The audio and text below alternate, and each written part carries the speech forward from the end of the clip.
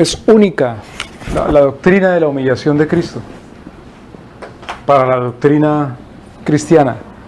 Es único, ¿por qué? Porque no hay otra religión o filosofía en donde se enseñe esta verdad, que Dios condesciende de tal manera para buscar al hombre. ¿En dónde más se enseña eso? ¿En dónde más se encuentra? Que Dios condesciende de tal forma para el hombre, a buscar al hombre, de tal forma que se apropia para él de la humanidad misma,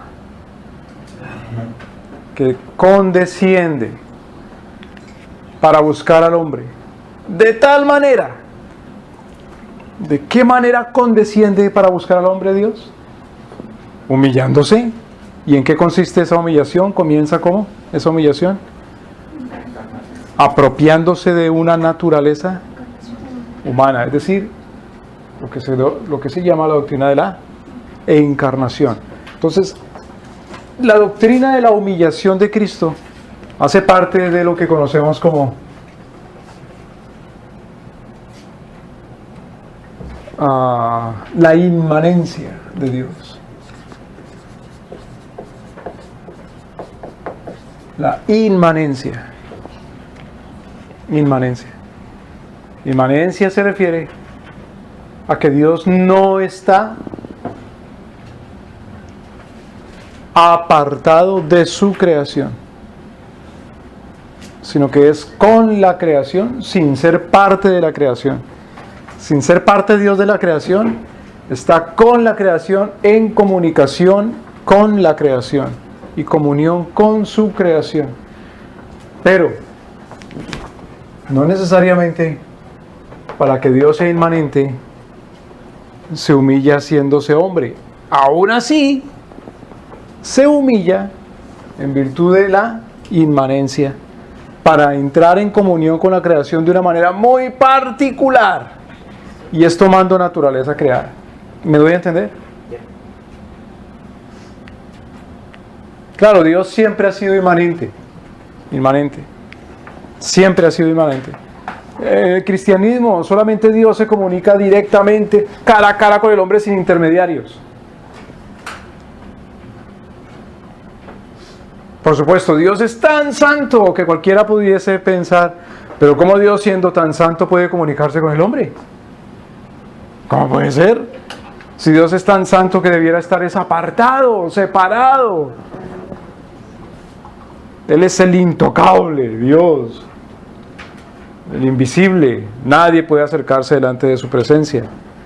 Acordémonos el ejemplo que siempre, o que aquí hemos tocado, con respecto a personas que se divinizan, instituciones que se divinizan y que prohíben el acceso de cualquier persona a esas personas o a esas instituciones. ¿Me deben entender? Porque en un momento dado están en un estado tan santo. ¿Y qué quiere decir la palabra santidad? Apartado, separado, no inmanente, sino apartado, separado. Básicamente eso quiere decir santo. Tan santo, tan apartado, entonces tan separado, que nadie tiene acceso a esas personas o a esas instituciones o a esos organismos o a esas cosas, si no es a través de un intermediario.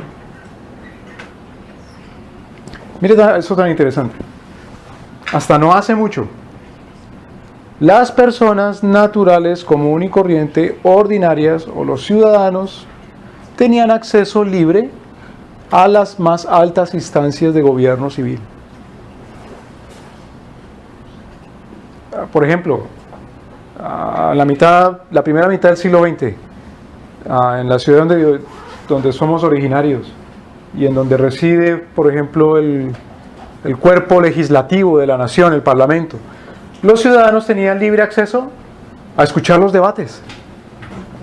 Y había un palco especial o un lugar especial donde los ciudadanos simplemente entraban y se sentaban ahí o se paraban ahí a escuchar los debates de los parlamentarios.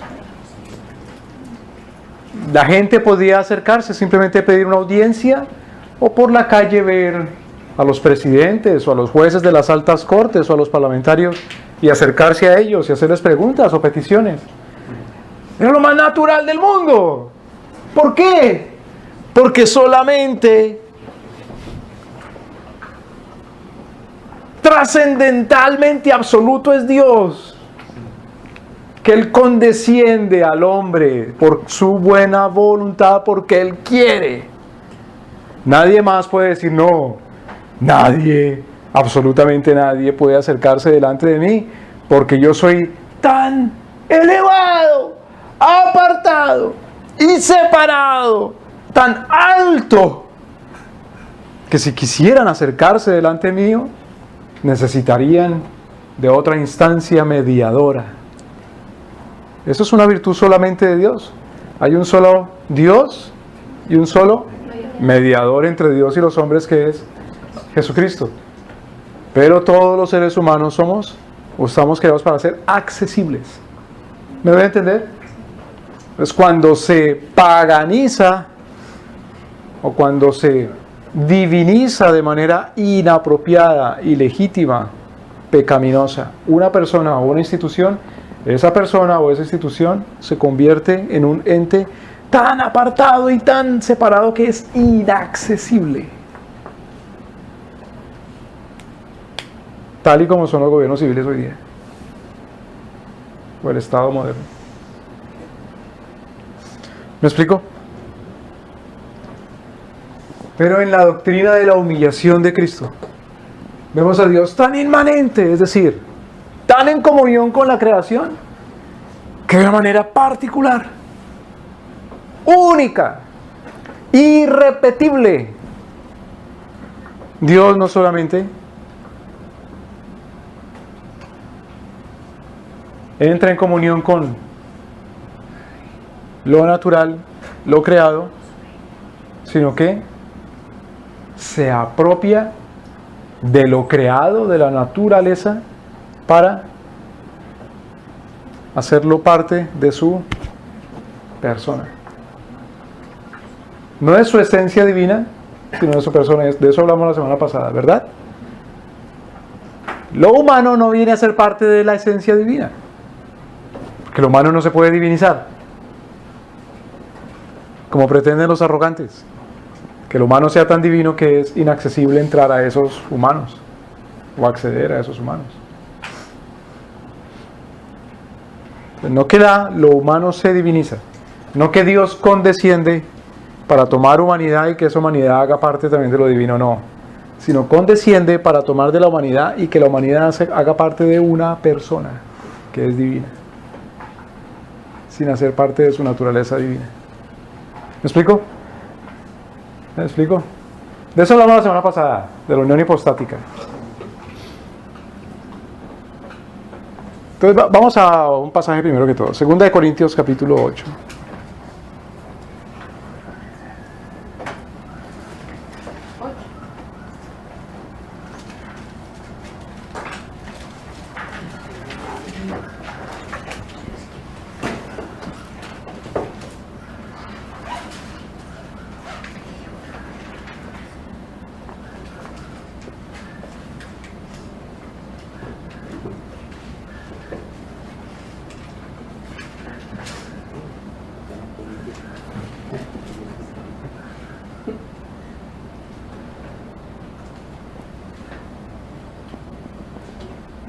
Segunda Corintios capítulo 8, versículo 9.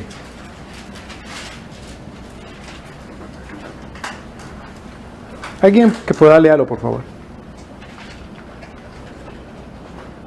Ojalá un hombre. Porque ya conocéis la gracia de nuestro Señor Jesucristo, que por amor a vosotros se hizo pobre, siendo rico, para que vosotros con su pobreza fueseis enriquecidos. Ya conocéis la gracia de nuestro Señor Jesucristo, que por amor de vosotros, siendo rico, se hizo pobre. ¿De qué está hablando el apóstol Pablo ahí? De que nuestro Señor Jesús era un hombre rico y luego se hizo un hombre pobre.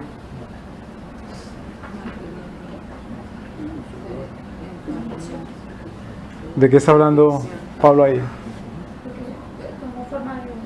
Claro, de su encarnación. Es decir, nuestro Señor se humilló. ¿Se está limitando el apóstol Pablo a la muerte de Cristo? No. Por amor a vosotros, siendo rico, se hizo pobre. ¿Para qué?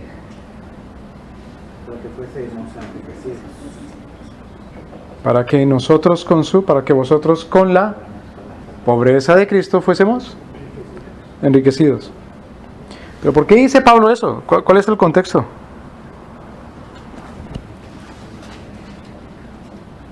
Pablo está haciendo exhortaciones. ¿Exhortaciones a qué?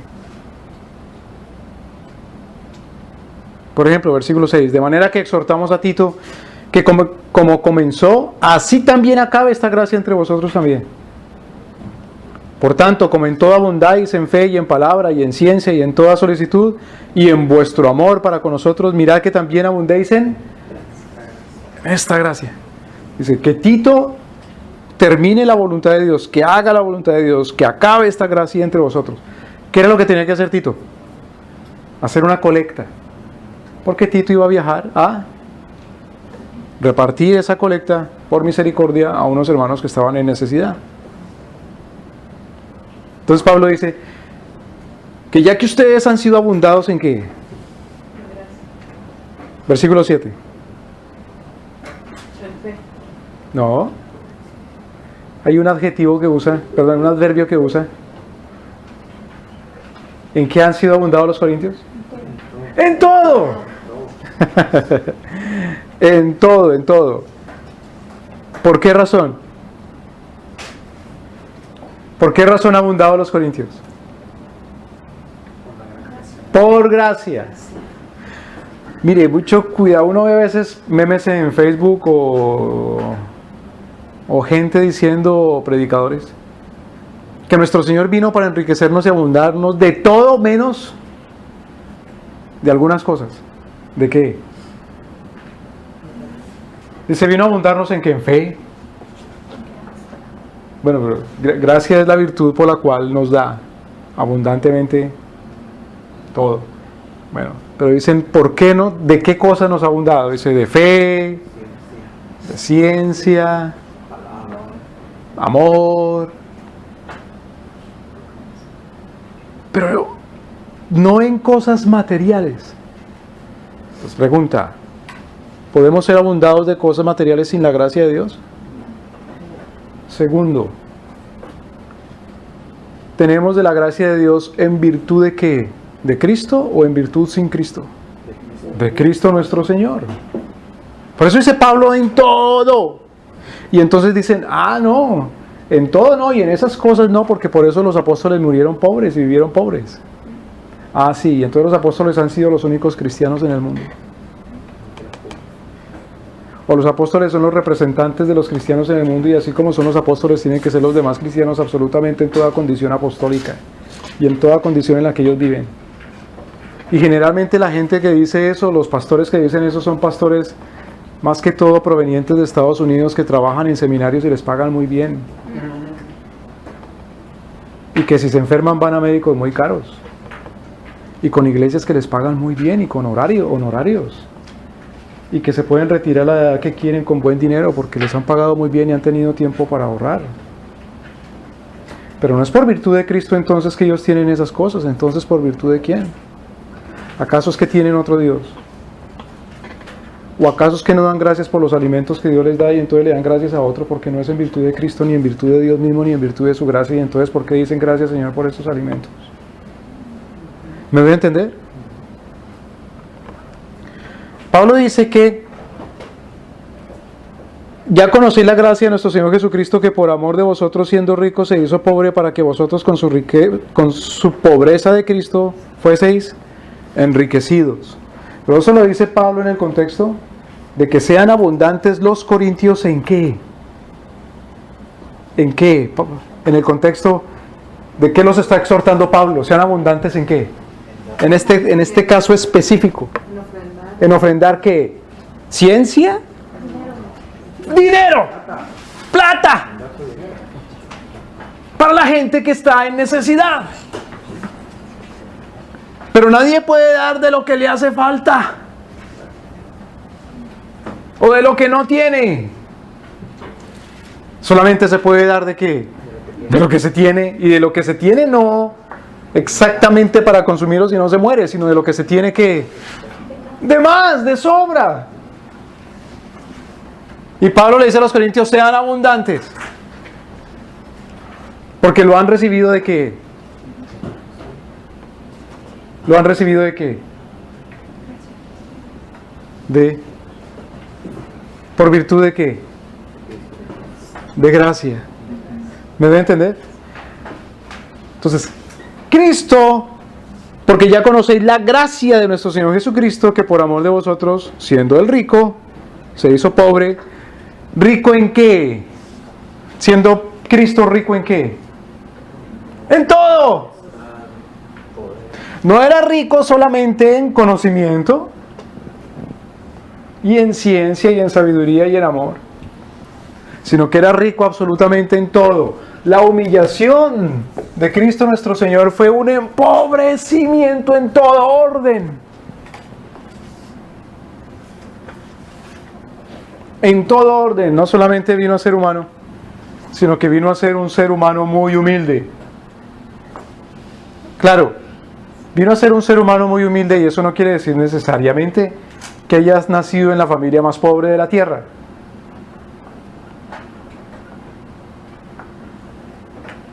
Pero sí vino a ser un ser humano que sufrió necesidades, incluidas necesidades de tipo material, claro, pero también de tipo anímico y espiritual e institucional. ¿Me voy a entender, hermanos? Para que fuéramos abundados. Y eso no es la teología de la prosperidad, esa que promete y dice que simplemente tú eres creyente, y en virtud de ser creyente, entonces, a partir de tu inoperación y de tu ignorancia de Cristo, ya eres abundado en todo. No. O en virtud de que tanto desear y querer ya tienes. Sino es en virtud precisamente de Cristo. Y en virtud de Cristo quiere decir en virtud de todo lo que Cristo es, todo lo que Cristo hace y todo lo que Cristo quiere. Y todo lo que Cristo es y todo lo que Cristo hace y todo lo que Cristo quiere es Cristo juntamente con su palabra y su circunstancia de Él, de Cristo nuestro Señor. ¿Me voy a entender?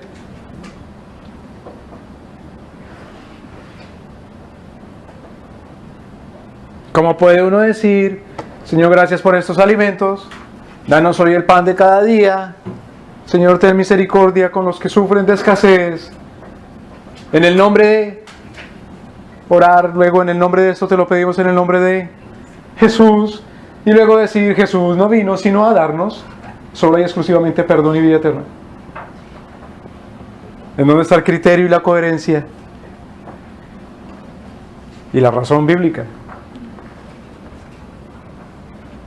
Entonces, porque ya conocéis la gracia de nuestro Señor Jesucristo, que por amor de vosotros, siendo ricos, se hizo pobre, para que vosotros con su pobreza fuiseis enriquecidos. Está hablando de la humillación de Cristo.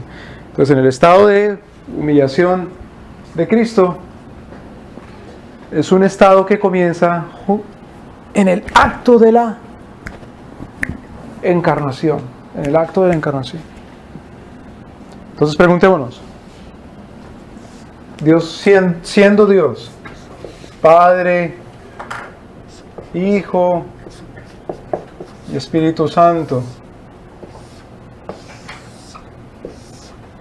la humillación de Cristo tiene lugar ¿en dónde? ¿O en quién? ¿En el Padre? ¿En el Hijo? ¿O en el Espíritu Santo? ¿En quién tiene lugar la humillación? En el Hijo. Entonces, la humillación es un acto de condescendencia de parte de Dios, pero que tiene lugar en la segunda persona de la Santísima Trinidad, que es el Hijo. La humillación no es del Padre, la humillación no es del Espíritu, sino que la humillación es del Hijo.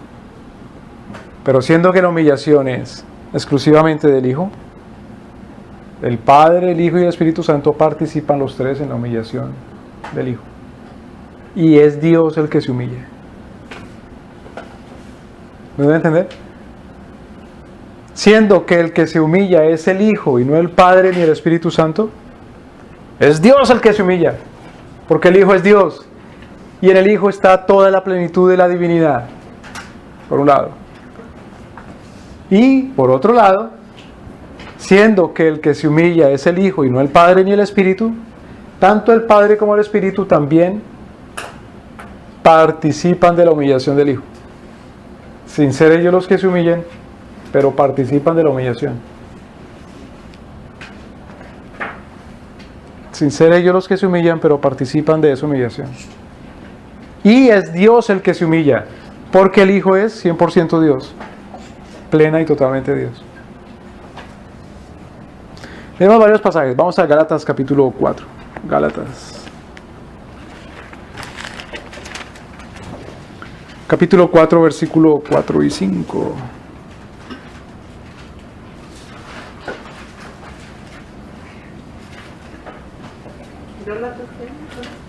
Capítulo 4, versículos 4 y 5.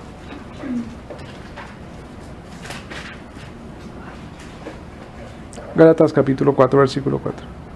Pero cuando vino el cumplimiento del tiempo, Dios envió a su Hijo, nacido de mujer y nacido bajo la ley, para que redimiese a los que estaban bajo la ley, a fin de que recibiésemos la adopción de hijos.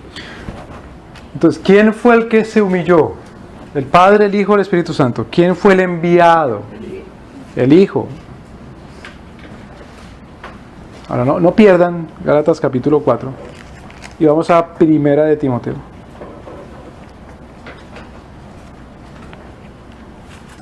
Capítulo 3. Un versículo que habíamos leído la semana pasada. Primera de Timoteo, capítulo 3. ¿Recuerdan cuál es el misterio de la piedad? No, el misterio de una muchacha que se llama Piedad, o de la ciudad de la piedad. En la escritura, piedad quiere decir, ¿recuerdan? Habíamos dicho la semana pasada. Piedad quiere decir adoración. Claro, con el tiempo en español el uso de la palabra piedad se convirtió en compasión, como cuando dice ten piedad. Pero el significado bíblico de la palabra piedad es adoración especial a Dios. En griego la palabra eusebia. Entonces, ¿cuál es el misterio de la piedad? Primera de Timoteo capítulo 3, versículo 16. Y sin contradicción grande es el misterio de la piedad. ¿Cuál es? Léanlo, por favor. Dios fue manifestado en carne. Entonces, y vivificado en el Espíritu. ¿es el Padre, el Hijo o el Espíritu Santo el que se humilla? Dios. No, el que se humilla. El Hijo fue enviado. Y sin embargo, Participa. ¿es todo Dios? ¿Toda la esencia divina? Sí. Porque toda la esencia divina está en el Hijo. Como también en el Padre y como también en el Espíritu. Pero aún así, el Padre participa y el Espíritu participa de la humillación del Hijo. Entonces, otra vez, en Gálatas capítulo 4, otra vez, versículo 4.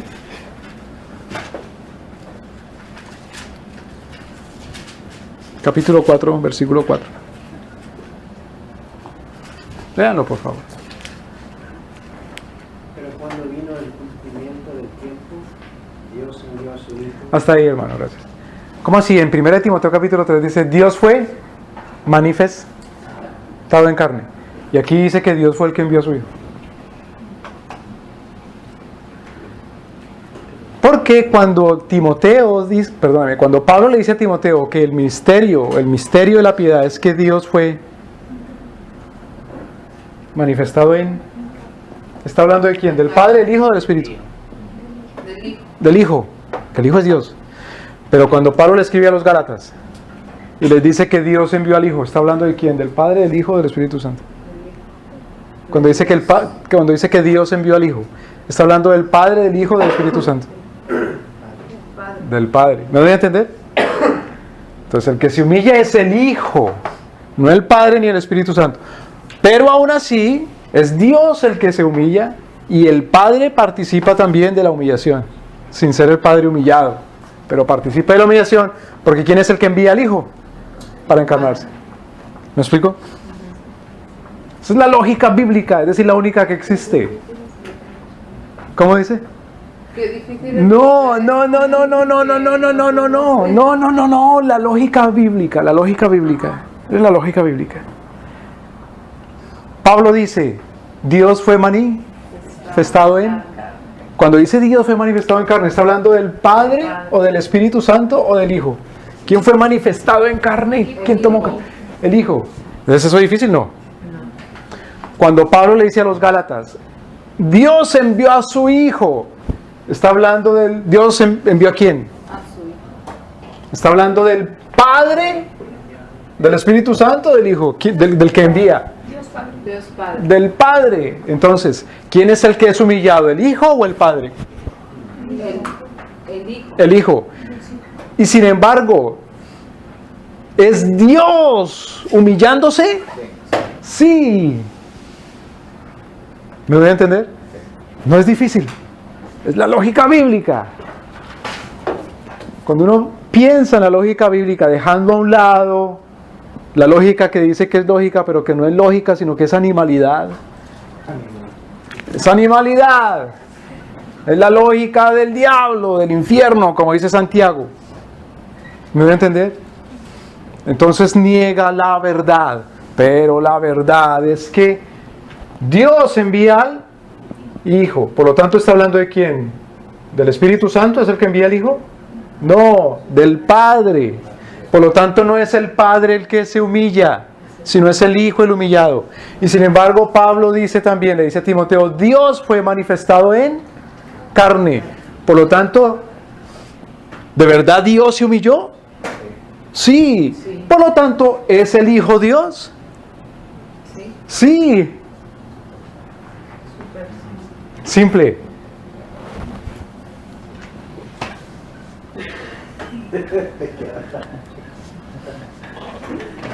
A ver, esto le tengo que llevar las notas. Ahora, ¿de qué manera envía Dios al Hijo? ¿De qué manera es esa encarnación? Testificado en el Espíritu. Claro, como dice el versículo 4.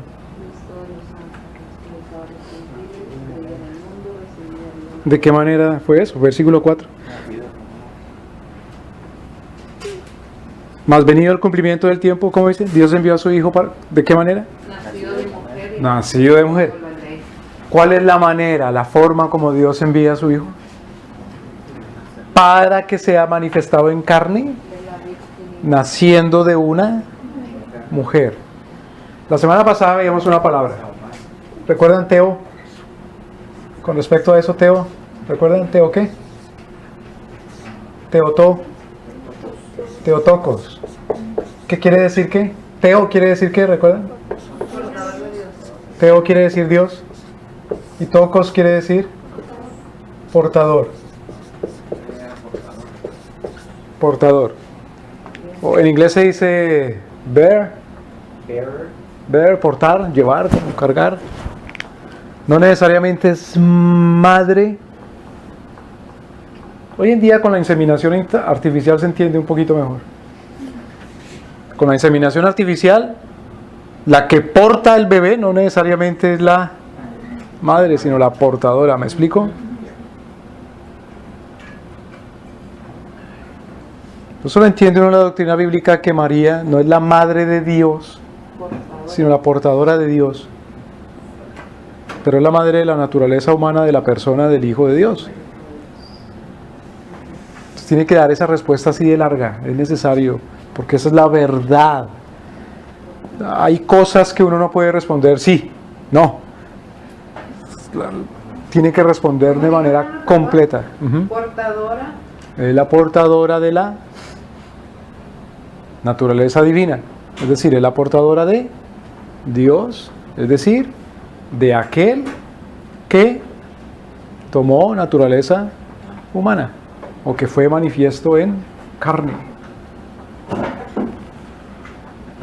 Por lo tanto, es madre ella de la naturaleza humana.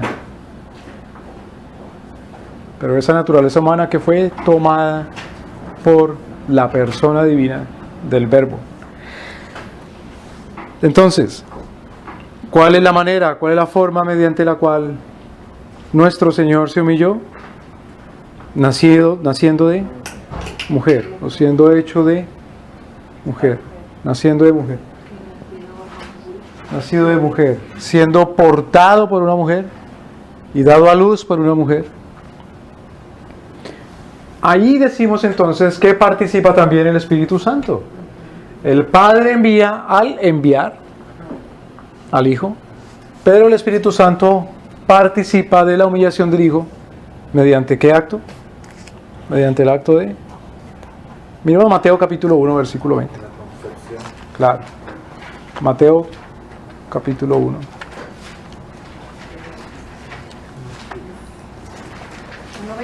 20. 1:20. 1:20.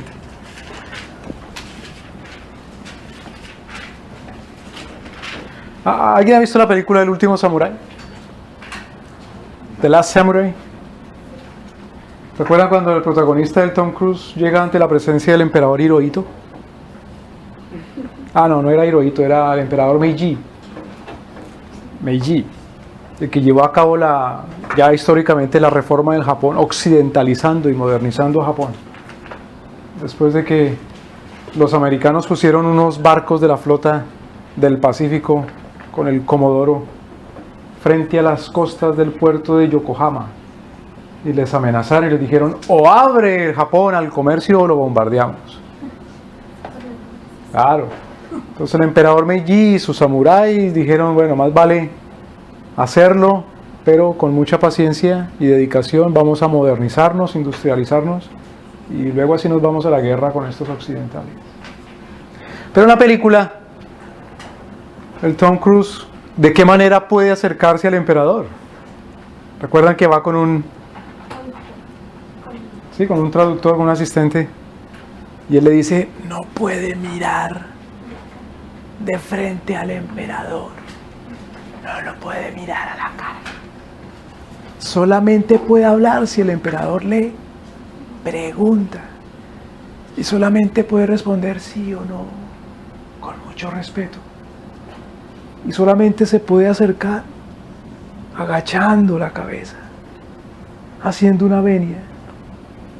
Y solamente se puede retirar sin darle la espalda, sino dando unos pasos hacia atrás, y cuando esté lo suficientemente retirado, hacia otra venia, y ahora sí puede dar la espalda y retirarse. Pero eso es una persona que es inaccesible.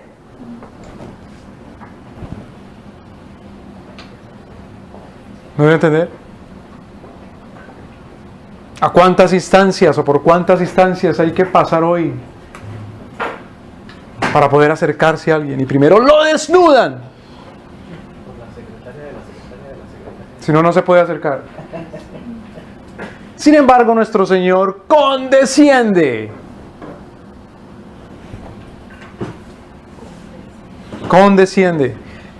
Y condesciende de una manera que es humillándose, humillante para Él. Entonces, ¿con qué derecho va a decir uno: yo soy inaccesible? Entonces hay iglesias donde hay pastores que son inaccesibles. En todos los estados los gobiernos son inaccesibles. O hay seres humanos que incluso ante sus propios hijos y familias son inaccesibles. Pero ¿cómo participa entonces el Espíritu Santo en la humillación de Cristo?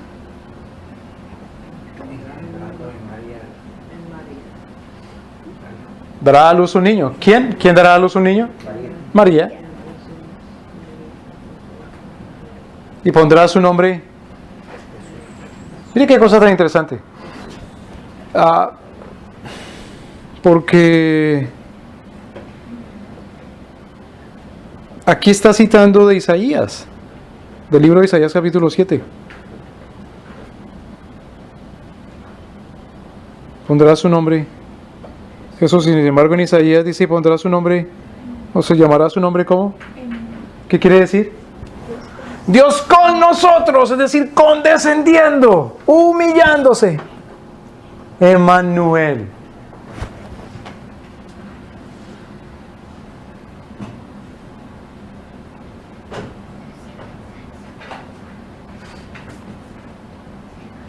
llamará su nombre Jesús porque Él salvará a su pueblo de sus pecados.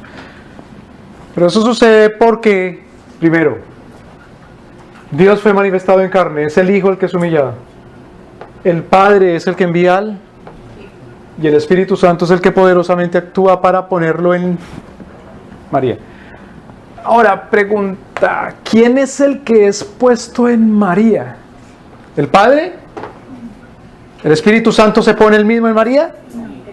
No, es el Hijo, es la persona divina de la segunda.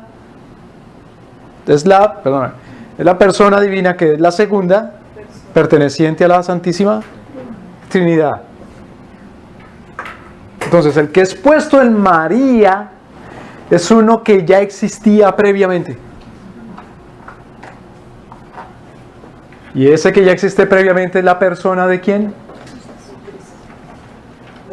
De Dios, propiamente dicho. Por lo tanto, siendo que la persona de Dios existe antes que María, María no puede ser la madre de Dios, en el sentido que entendemos madre como de un humano con otro humano, sino que es madre de la naturaleza humana y portadora del ser divino, sin separar las dos naturalezas, sino que es una sola persona. ¿Me doy a entender, hermanos? Entonces María participa. Ahora, otra cosa.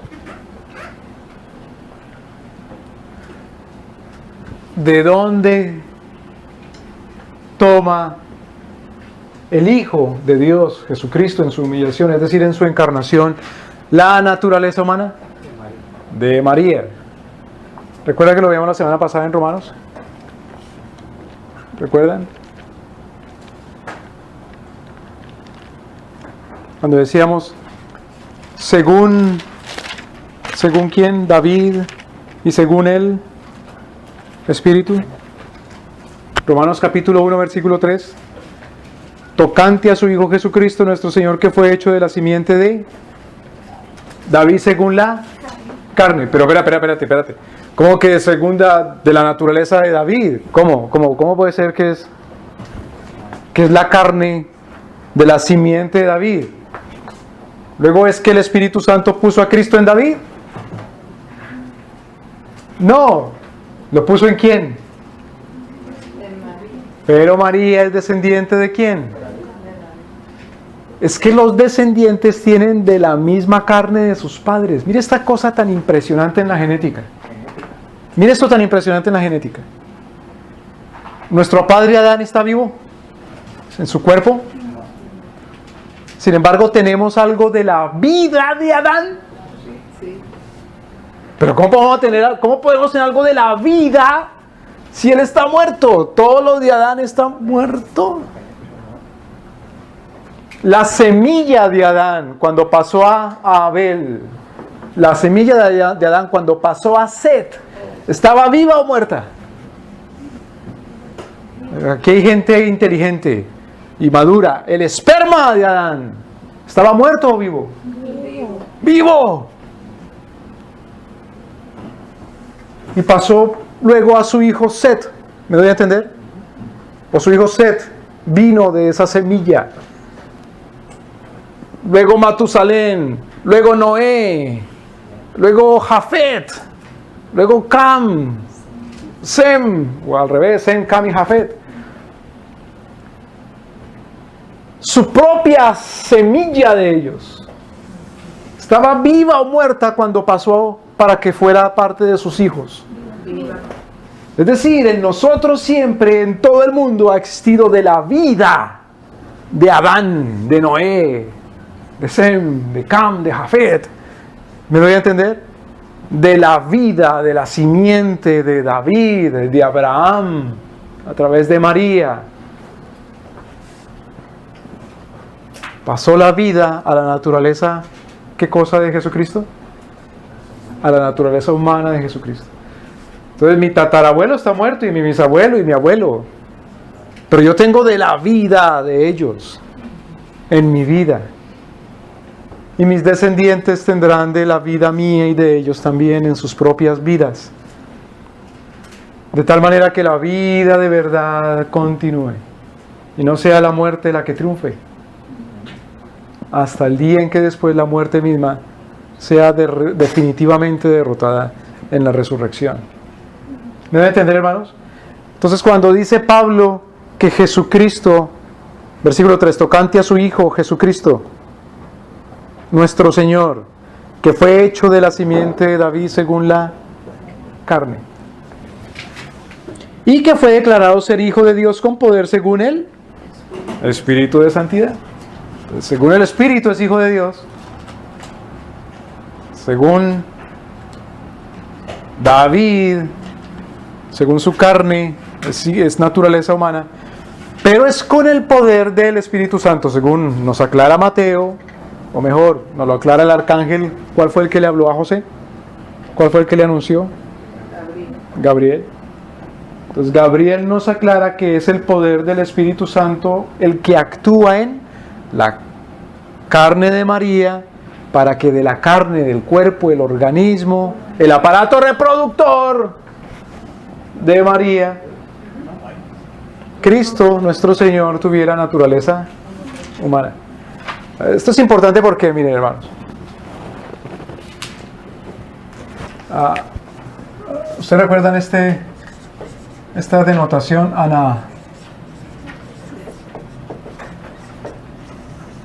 anabaptistas?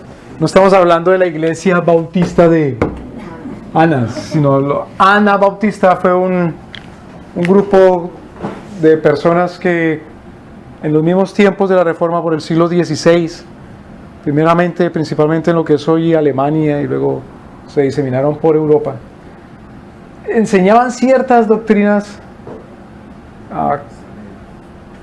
extrañas al cristianismo bíblico, entre ellas que cuando nuestro Señor se encarna, bajó del cielo la naturaleza humana y el Espíritu Santo tomó esa naturaleza humana y la puso en María.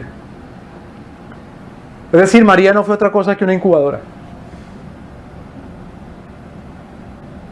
¿Me deben entender? Para mantener la divinidad. ¿Qué hace ¿Para qué son las incubadoras? Solo para Tener. Son unas cunitas en donde se pone al bebé para que crezca, y cuando ya esté listo y lo suficientemente crecido y maduro, entonces pueda salir de la incubadora al mundo. Entonces, según los anabaptistas, la naturaleza humana de Jesús no es según María, es decir, de la misma genética, de su mismo cuerpo, de su mismo aparato reproductor, de sus mismas células de María.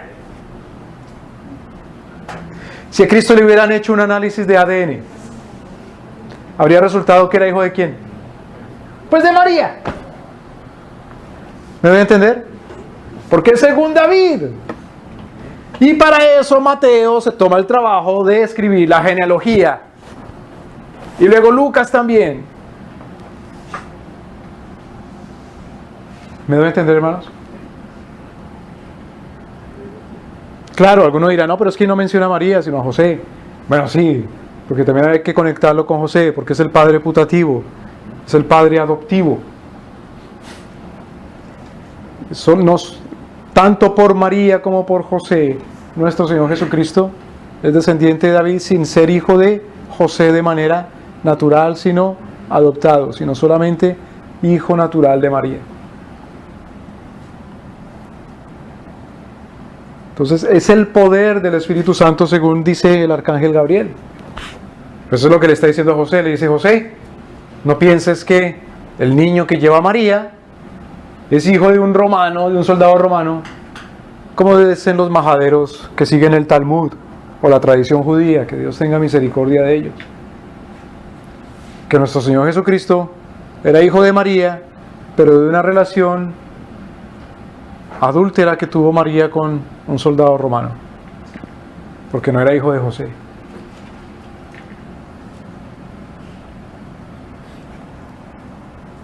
No, es el Espíritu Santo el que actúa poderosamente. No fue una carne que nuestro Señor creó en el cielo y que la trajo a la tierra, como decían los anabaptistas.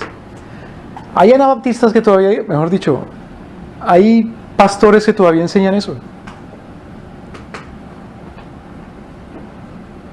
Pero ese no es Jesús. Si ese es el Jesús al cual predican, ese no es el Jesús que murió en la cruz. El Jesús que salva es el Jesús que fue formado por el Espíritu Santo de la simiente de María, o de la naturaleza de María, es decir, de David según la carne, como enseña Pablo.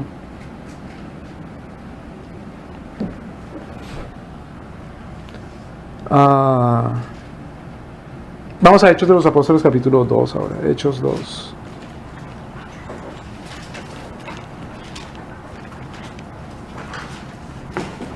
Hechos de los Apóstoles capítulo 2, versículo 30.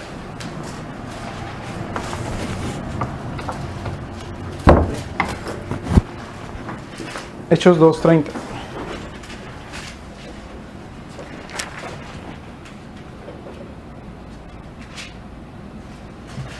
Pero siendo profeta y sabiendo que con juramento Dios le había jurado que de su descendencia, en cuanto a la carne, levantaría el Cristo para que se sentase en su trono. Claro, de su descendencia según la carne. ¿De quién está hablando ahí? Siendo profeta y sabiendo que con juramento Dios le había jurado. ¿Quién es ese profeta al cual Dios le juró? David. Está hablando de David, quien escribió el libro de los Salmos. Claro, uno dice generalmente el rey David. Casi nunca dice el profeta David, pero también debería. El profeta David. David escribió Salmos. ¿Por qué dice eso? Porque había citado un salmo anteriormente. Del fruto de sus lomos en cuanto a la carne, levantaría al Cristo que se sentaría sobre su trono. Entonces, ¿quién haría eso? ¿Quién levantaría a Cristo? El Padre. Y el Espíritu Santo participó de ello también.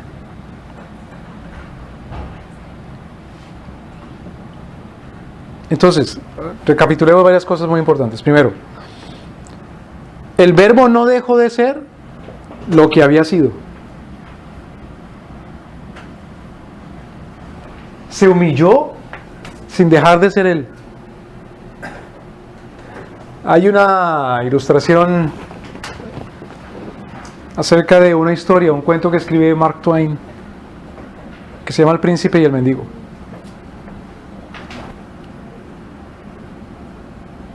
Y es una historia de ficción que usa él, pero es una novela histórica, acerca del rey Eduardo, quien era hijo del rey Enrique VIII. ¿Recuerda cuál era la obsesión de Enrique VIII? No las mujeres, precisamente, y también lo era, pero su obsesión era tener un hijo varón.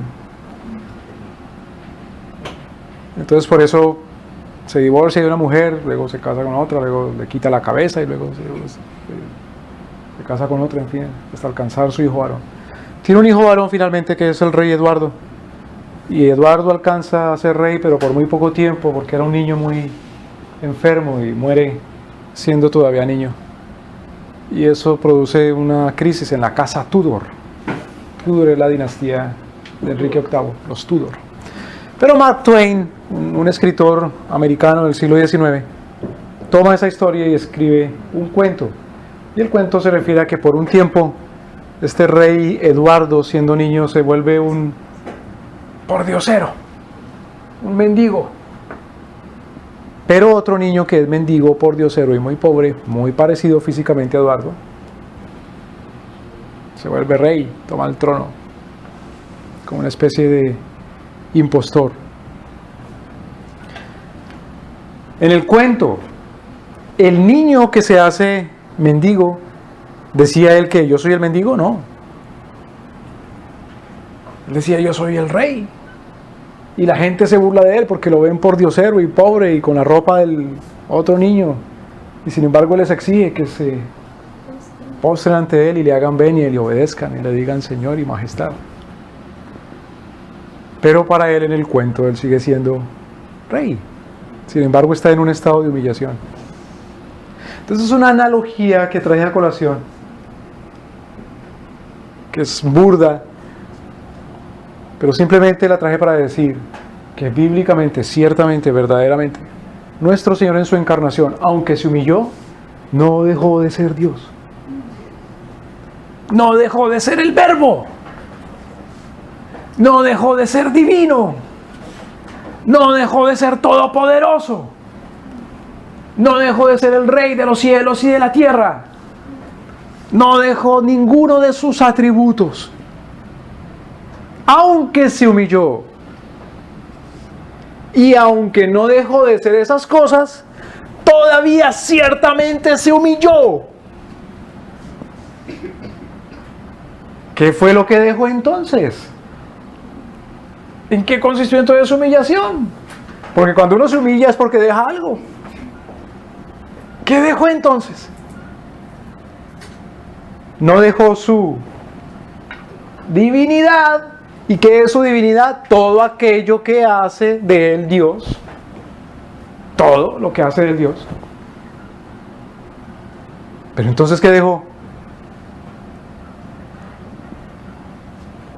Vamos a Filipenses capítulo 2.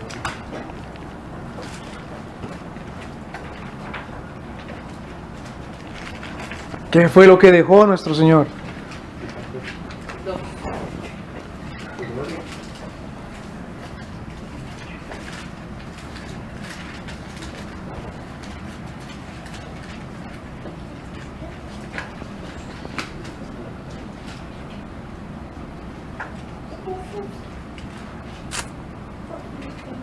Filipenses capítulo 2, versículo 5.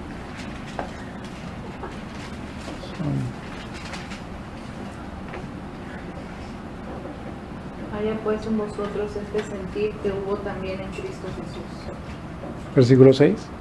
el cual, siendo en forma de Dios, no estimó el ser igual a Dios como cosa a que aferrarse, Versículo 7. sino que se despojó a sí mismo, tomando forma de siervo, hecho semejante a los hombres. ¿Qué fue lo que dejó Dios? A sí mismo.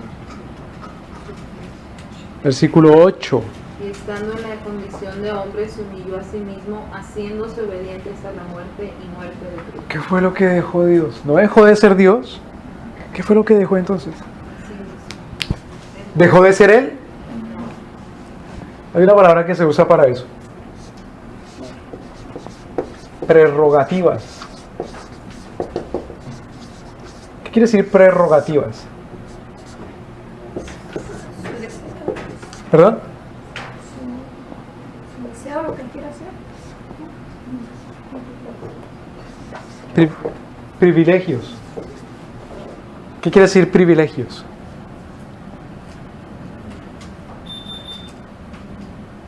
Por ejemplo, cuando a una persona le dicen, mire, usted tiene el privilegio de entrar a la reunión y sentarse en la silla de al frente.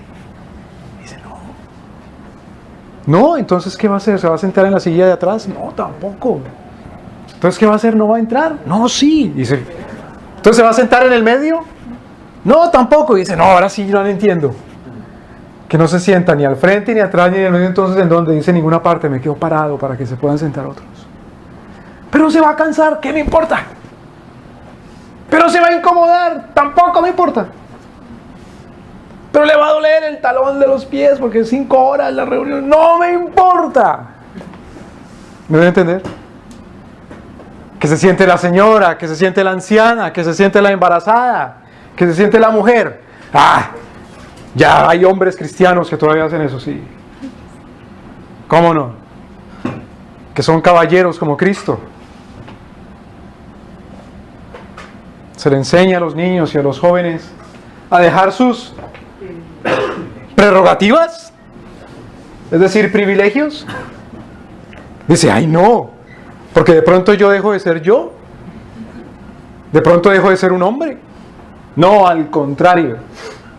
¿Sí me va a entender qué fue lo que dejó Cristo cuando se humilla?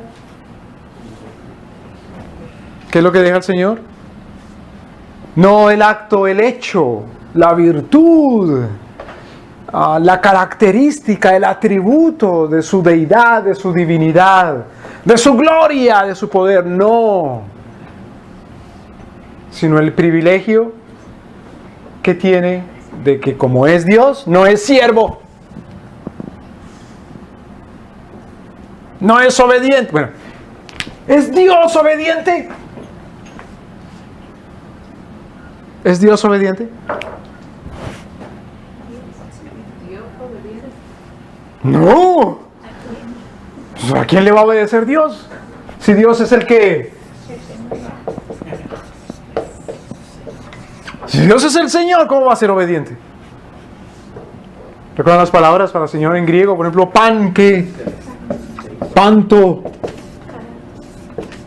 Pantocratos. ¿Qué quiere decir pan? Bread, en griego. ¿Recuerdan panamericano? ¿Qué quiere decir? Panteísta. ¿Qué quiere decir pan? Todo. ¿Cuál es la carretera panamericana? ¿La que va a dónde? Pues todas las Américas. Quiere decir panteísta, que tiene todos los que. Todos los dioses. Entonces, ¿qué es panto? Todo. ¿Qué es crato? Democracia. ¿Qué es crato? Entonces, la palabra que se traduce en español Señor y que en griego es pantocrator quiere decir que lo gobierna todo. Entonces, Cristo, nuestro Señor, Dios, ¿es obediente? Mejor, ¿Dios es obediente? No. Sin embargo, sin dejar de ser el Señor, porque es Dios, todavía se hace ¿qué? Siervo. Obediente. Y no vamos a decir que el que se hace siervo es solamente la naturaleza humana. No, es la persona del Hijo de Dios. ¿Sí me van a entender, hermanos? Entonces, el Verbo, el Hijo de Dios, Dios mismo, la persona divina, no deja de ser lo que había sido, ha sido y será siempre. Porque Él es el mismo, ayer, hoy y siempre. Él es inmutable, no cambia. Y aún así se humilla. Aún así se humilla al hacerse carne. Entonces, ¿eso no quiere decir que Él se convirtió en humano? Nuestro Señor se convirtió en humano. Él es el Dios hecho hombre. Sí, mejor, ¿Él es el Dios convertido en hombre? No, cuando nosotros decimos que nos convertimos, quiere decir que cambiamos, que ya no somos lo mismo. Si no, no somos. Si somos lo mismo y decimos que nos convertimos, ¿qué somos entonces? Pues mentirosos, charlatanes. Es más verdadera una moneda de una sola cara. Una moneda de una sola cara, de un solo lado. Es más verdadera que una persona convertida que todavía es el mismo. Entonces nuestro Señor no se convierte en un hombre. La divinidad no se convirtió en humano. Esa no es la humillación, ni la encarnación. Tampoco es la humillación que hay un ser humano ya ahí y Él se le mete adentro al ser humano. ¿Me van a entender? Porque eso básicamente es lo que dicen los anabaptistas. Nuestro Señor ya bajó la naturaleza humana del cielo. Ya existía la naturaleza humana previa a la encarnación.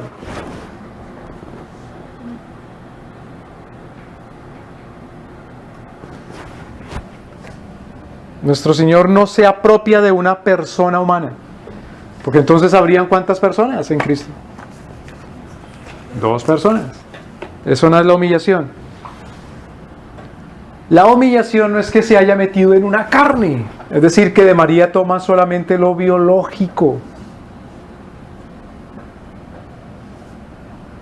como metiéndose entre una caja, que es solamente materia. Otro ejemplo burdo es el siguiente. Uno compra un computador y el computador no es inteligente, porque el computador es solamente el hardware. ¿Sí me doy a entender esas cosas? El hardware es la parte física, ¿no? según entiendo. La parte del cerebro, la parte física. Y entonces uno comienza a meter la información. Es decir, le pone el ¿qué? El software.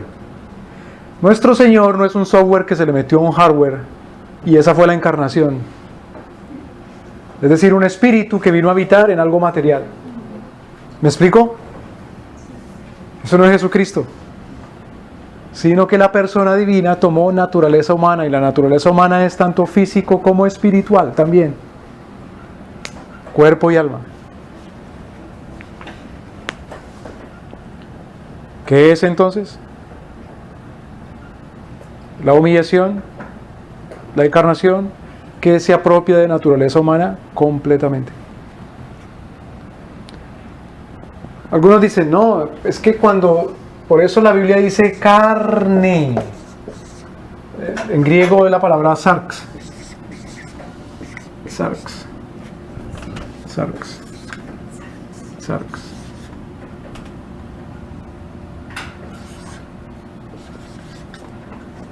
Sarx. Algunos dicen, como es la palabra sarx, quiere decir que nuestro Señor toma solo carne. Carne física.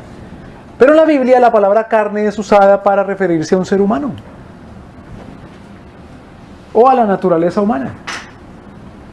No solamente cuerpo, sino también alma. ¿Qué es lo que sucede? Nosotros tenemos la muy mala costumbre pagana de separar el cuerpo del alma. ¿Cuándo hacemos eso? Por ejemplo, cuando decimos, el ser humano no es ningún cuerpo, sino que es un alma con cuerpo. Como decía C.S. Lewis. Entonces, cuando somos más humanos es cuando se nos quita la carne. Por ejemplo, por lo tanto, somos mejores personas si no pensamos en el cuerpo. Somos más humanos. Claro, cuando dice la carne para nada aprovecha, piensa que están hablando del músculo, del tendón, del hueso y del nervio. Pero para la Biblia, para la Escritura, el ser humano es uno solo. Y cuando habla, por ejemplo, que Él es el creador de toda carne, no está hablando que es el creador solamente del cuerpo, pero no del alma. Sino que Él es el Señor de toda carne, es decir, de toda la humanidad. ¿Me voy a entender? Asimismo, cuando dice todas las almas, se está refiriendo también a todos los seres humanos, incluidos sus cuerpos. Cuando dice, el alma que pecare esa, dice, no, ve, se peca con el alma, pero con el cuerpo no.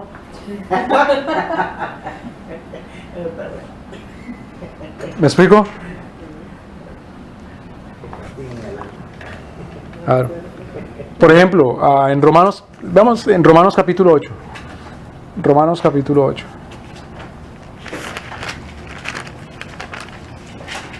Versículo 3.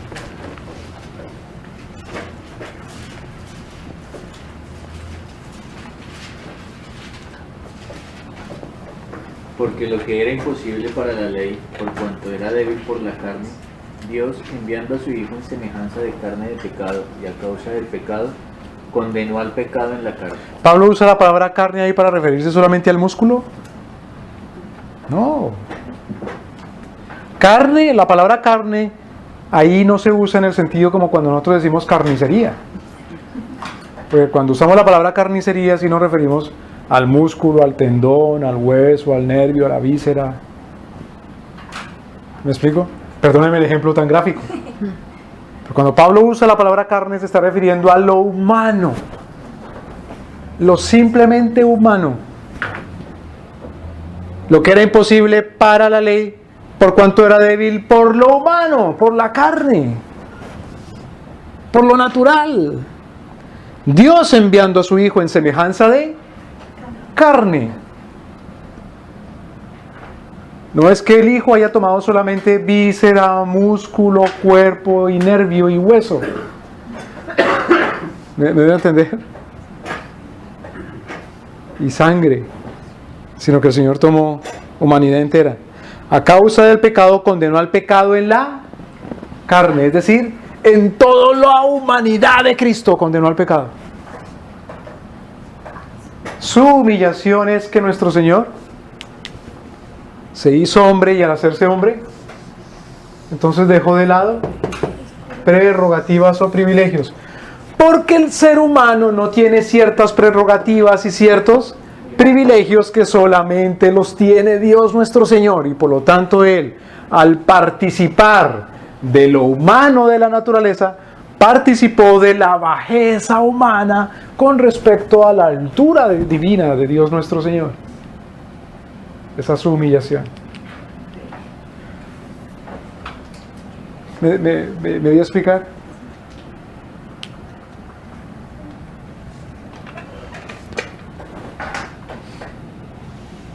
Miremos otra vez 1 Timoteo capítulo 3 versículo 16.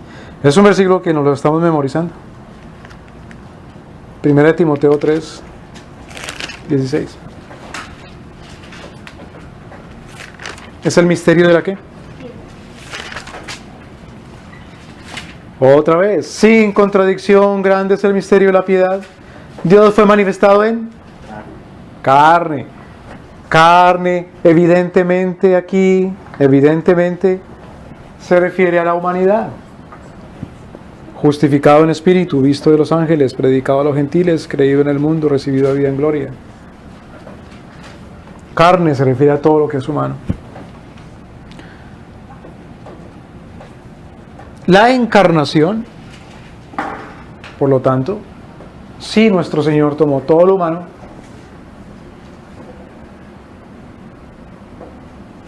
en su humillación, nuestro Señor se hace otro miembro de la raza humana. Es otro miembro de la raza humana. ¿Cuántos seres humanos han existido sobre la tierra? Eso solamente lo sabe nuestro Señor. Pero uno de esos humanos es Jesucristo. Se cuenta a Jesús también. Por lo tanto, no, señores anabaptistas. Porque si Cristo fuese tomado, si la naturaleza humana de Jesucristo hubiese sido tomada del cielo, ¿podría contarse a Jesús como otro miembro de la raza humana? No. Otra pregunta. ¿Podría Jesús identificarse con nosotros como familia? Familia. ¿Humana?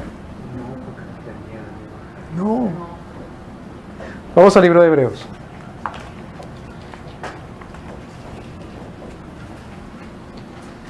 Mire ¿qué es el racismo? Eso, tanto que se está hablando de eso hoy día. Hombre, en los Estados Unidos de América, esta nación ha sido tan castigada con esta maldición del racismo. Entre muchos países, claro, no es el único. Hay un cuento.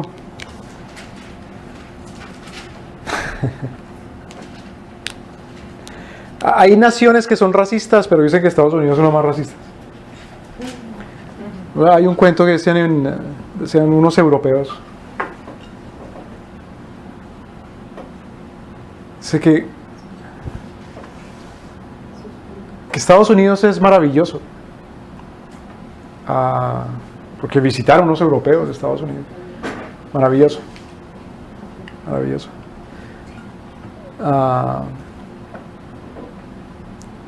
Y que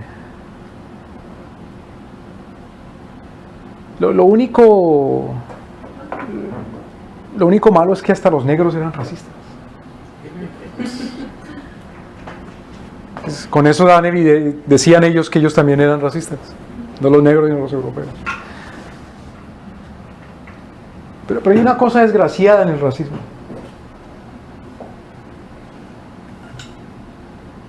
Y es que en el racismo se ve a gente que no es tan bien humana o tan humana. ¿No deben entender? Cuando hablamos de Dios, de todo lo que Dios es y todo lo que hace a Dios ser lo que Dios es todo lo que hay en Dios y que le pertenece solamente a Él. Todo lo que hace a un ser humano ser humano y le pertenece a un ser humano es todo lo que hay en cualquier ser humano. Por lo tanto, cuando uno dice este ser humano por ser esto es menos ser humano, y siendo que ese ser humano en su esencia tiene todo lo que también tiene uno, ¿qué es lo que uno está diciendo? Pues que uno también sería menos ser humano, porque tiene exactamente lo mismo que tiene ese. O por otro lado estaría diciendo, no, es que yo no tengo exactamente lo mismo que ese tiene en esencia. ¿Me explico? Si una persona no tiene en esencia lo mismo que yo tengo, entonces no somos, alguno de los dos no es ser humano. O yo o aquel. Ahora, si yo pienso que otra persona es menos ser humano o no alcanza a ser tan ser humano como yo, estoy diciendo entonces que ese no tiene de la misma esencia mía. ¿Me explico? Vamos a Hebreos capítulo 2. Versículo 11.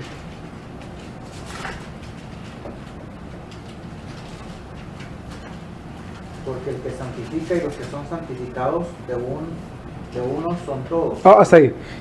Pregunta, ¿quién es el que santifica? ¿Quiénes son los santificados? ¿De quiénes son los santificados? ¿Quién es más santificado? Todos. Por lo cual, No se avergüenza de llamarlos hermanos. ¿cómo es que Dios nos llama hermanos?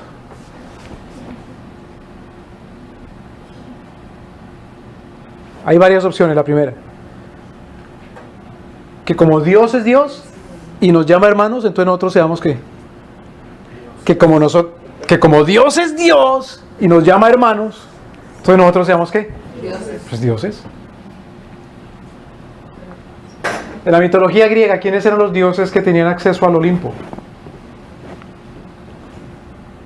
Pues los dioses. Nadie más que no fuera Dios tenía acceso al Olimpo. Es decir, ¿quién es? Júpiter, Zeus, sus hermanos y sus hijos. Nadie más. O sea, ¿la qué? La familia. ¿Me explico?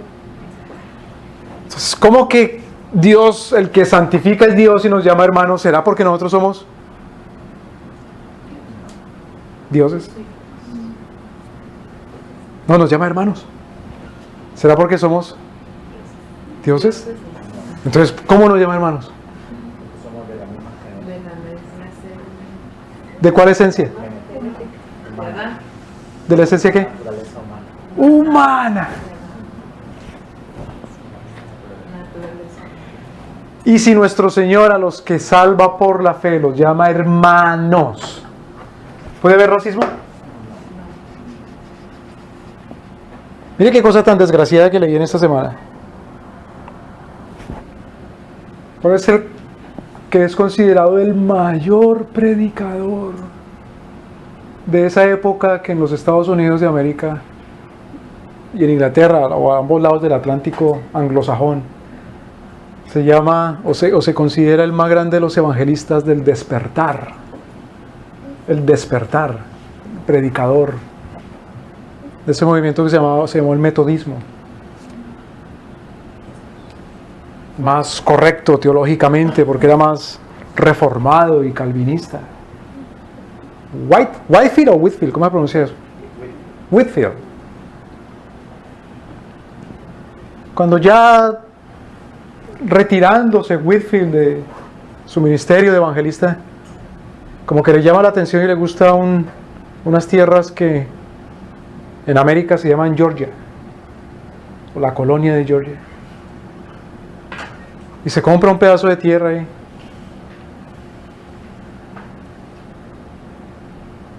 Y quiere plantar un jardín. Bueno, pero se da cuenta que el verano de Georgia es bravo. Más fuerte que el de Inglaterra. Y que él no es capaz de hacer esa obra. ¿Qué hace Whitfield? Se compra un negro. Porque eso es como que los hizo Dios más fuertes para trabajar. Pero no entra en una relación de pacto con él. Pacto bíblico. Es decir, lo trae de siervo o de empleado. Sino que lo compra como esclavo.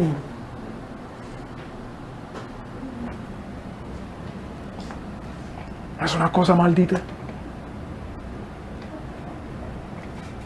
¿No es una cosa desgraciada?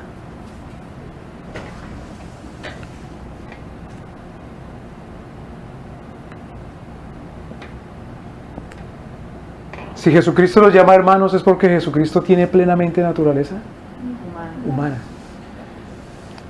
Si es plena naturaleza humana, ¿salva más a quién que a quiénes? Dentro de los humanos. ¿En virtud de qué? No, a sus escogidos, solamente. ¿Me doy a entender? Mire el versículo 12. Diciendo, anunciaré a mis hermanos tu nombre, en medio de la congregación te alabaré. Luego otra, ¿cuál es el original ahí para la palabra congregación?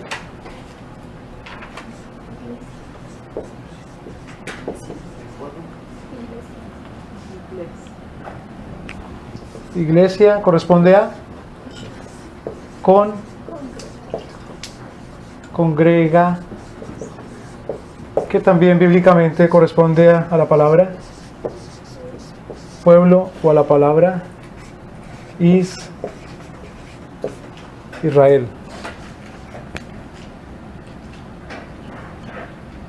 ¿Quién es el miembro más importante de la iglesia?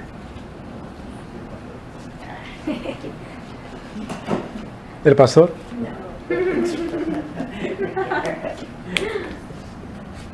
La esposa del pastor. Sí. No, y más que la esposa del pastor, los niños. Porque las esposas del pastor son las sirvientas de los niños en las iglesias. Sí. Ella nunca puede escuchar una predicación. A veces no puede participar de la cena del Señor porque está con los niños. ¿Cuál es el miembro? ¿Quién es miembro de la iglesia? Leamos otra vez. Versículo 11. Porque el que santifica y los que son santificados de uno son todos, por lo cual no se avergüenza de llamarlos hermanos. 12. Diciendo, anunciaré a mis hermanos tu nombre, en medio de la congregación te alabaré. En medio del pueblo, en medio de la iglesia, en medio de la congregación, en medio de Israel. ¿Quién es el miembro más ilustre en la iglesia? ¿Quién? Miembro más ilustre de la iglesia. Cristo. Dice, no, espérate, ¿cómo va a ser Dios de la iglesia? No. No la naturaleza divina, pero en virtud de que toma naturaleza humana es miembro de la iglesia.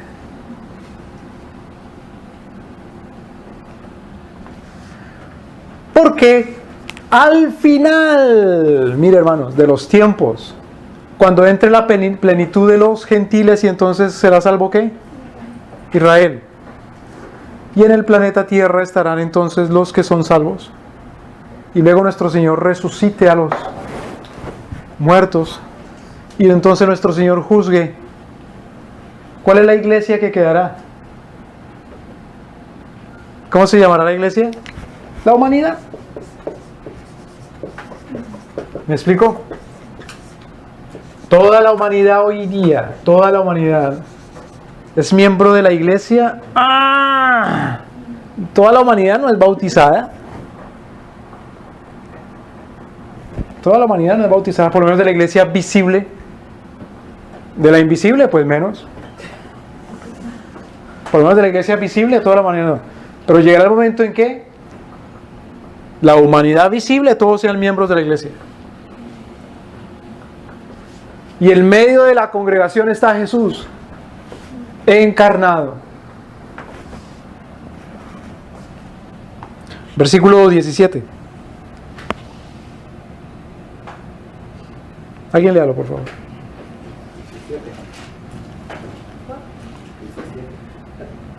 ¿Hebreos? Sí, Hebreos 2:17. Por lo cual debía ser en todo semejante a sus hermanos, para venir a ser misericordioso y fiel sumo sacerdote en lo que a Dios se refiere, para expiar los pecados del pueblo. Mire qué cosa tan poderosa. Era preciso que él fuera ¿qué? ¿Que fuera qué? En todo semejante. ¿Solamente semejante? ¿Solamente igual? ¿Cómo dice? En todo semejante igual, en todo es en todo. Cristo es verdaderamente humano en todo.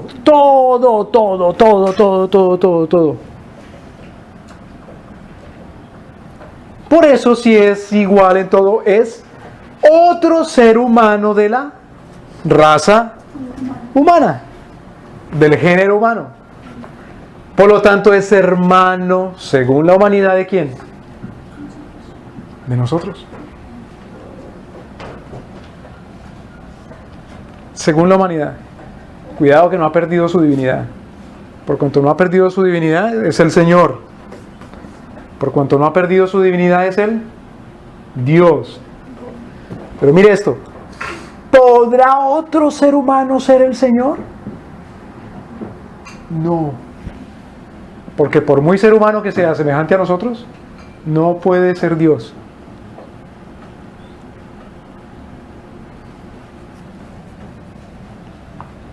Él es el único. Entonces los anabaptistas decían que Jesucristo tomó su humanidad del cielo y que María fue solamente un canal o una incubadora.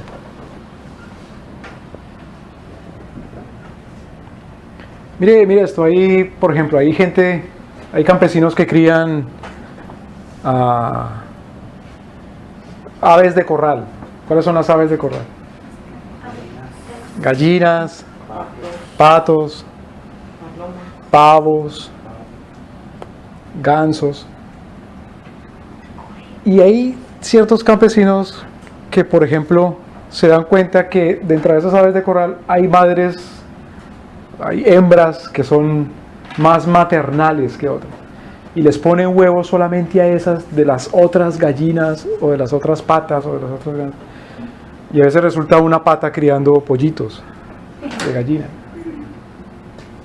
¿Sí me explico? Entonces, para los anabaptistas, María tuvo en su vientre un humano que no era humano como ella. Y dio a luz un ser humano que no era ser humano como ella. Entonces, ¿qué es lo que sucede según el versículo 17? ¿Es el misericordioso? No, porque es por cuanto que fue semejante en todo, que vino a ser ¿qué? Misericordioso. Pobre gente anabaptista, porque no tienen un Jesús misericordioso.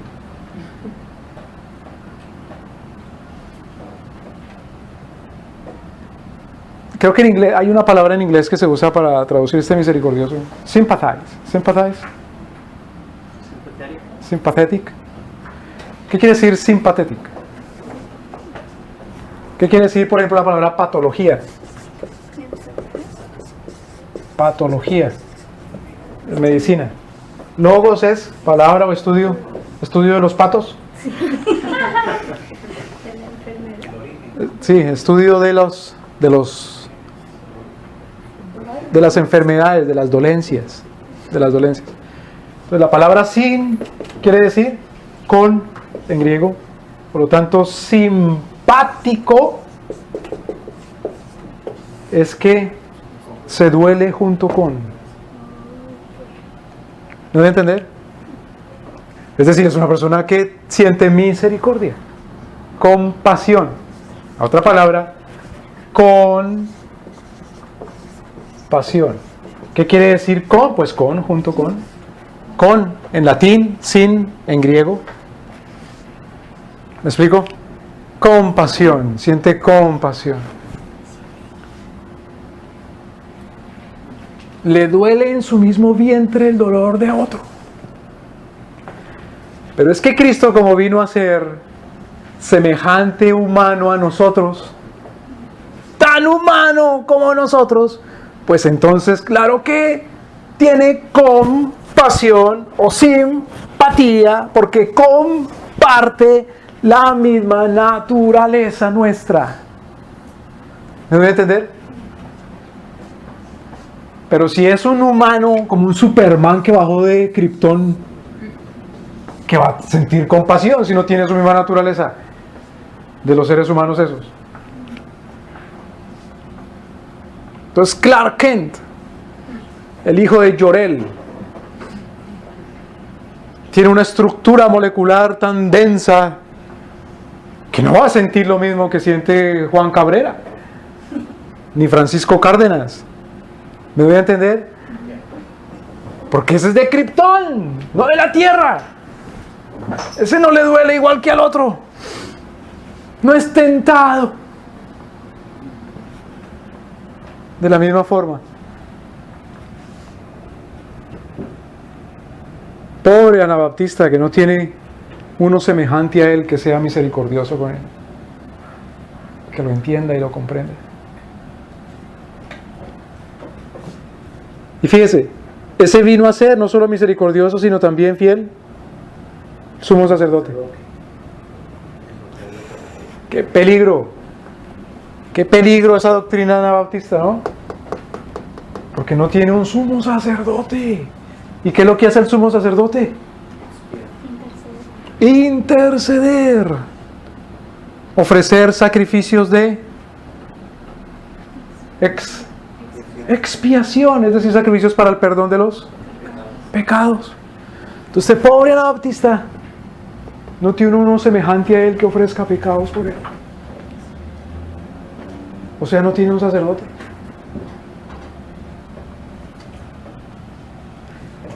Por eso en el siglo XVI los quemaban. Cuando salían a predicar eso. Hay una anécdota, por ejemplo, que sucedió en Inglaterra. Y ese mismo rey, Enrique VIII, que era tan cruel, como que le causa impresión porque una mujer inglesa, anabaptista, es condenada a la hoguera. Y le dice a Thomas Cranmer, dice, no, pero la van a quemar por eso. Y le dice Thomas Cranmer, pero entonces ¿cómo vamos a erradicar el pecado y la herejía? Porque la iglesia en aquella época, para la iglesia era importante la doctrina de la encarnación de Cristo, pero encarnación en un hombre según la naturaleza de David, no en un hombre según la naturaleza de Jor-El.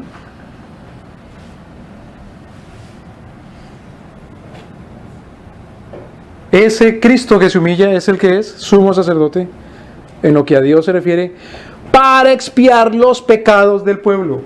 Él mismo es un miembro del pueblo. Por eso en el Antiguo Testamento, ¿quién podía ser sacerdote y sumo sacerdote? ¿Uno que no fuera israelita? No. Asimismo, como no podía ser rey uno que no fuera israelita del pueblo, tampoco podía ser sumo sacerdote uno que no fuera israelita del pueblo, porque tenía que ser, para ser rey, semejante a ellos. Es decir, otro siervo más aunque fuera rey. Siervo de Dios bajo su ley. Y semejante a ellos también, sumo sacerdote.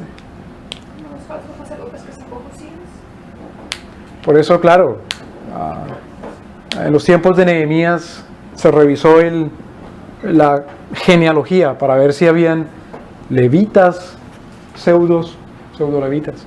Por eso el apóstol Pablo dice que examinemos los espíritus. Y el apóstol Juan dice también que hay que tener discernimiento de espíritus. O Pablo le dice a Timoteo que purgue la iglesia. Que si ya le dije que le prohíba enseñar a los que predican la falsa doctrina. Versículo 18. Porque en cuanto él mismo padeció siendo tentado, es poderoso para socorrer a los que son. No, pobre Anabaptista. ¿Quién lo socorre cuando sufre las tentaciones? ¿Un kriptonita? Uno con apariencia humana que bajó del cielo. Entonces la encarnación fue la humillación de Cristo, pero una obra sobrenatural. La encarnación fue la humillación de Cristo tomando naturaleza plenamente humana, pero mediante un acto sobrenatural de Dios. Ya dijimos, es el Espíritu Santo. Hay una palabra, vamos a... Me repito otra vez, la encarnación es la Humillación de Cristo mediante un acto sobrenatural. Vamos al libro de Mateo otra vez capítulo 1, a un versículo que hemos leído hace un ratito para mirar otro aspecto. Mateo capítulo 1.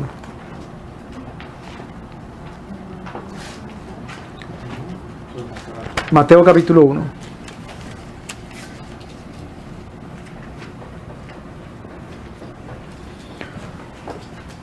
Es la humillación de Dios, pero mediante un acto sobrenatural, y así hizo su encarnación. Mateo capítulo 1, versículo 23.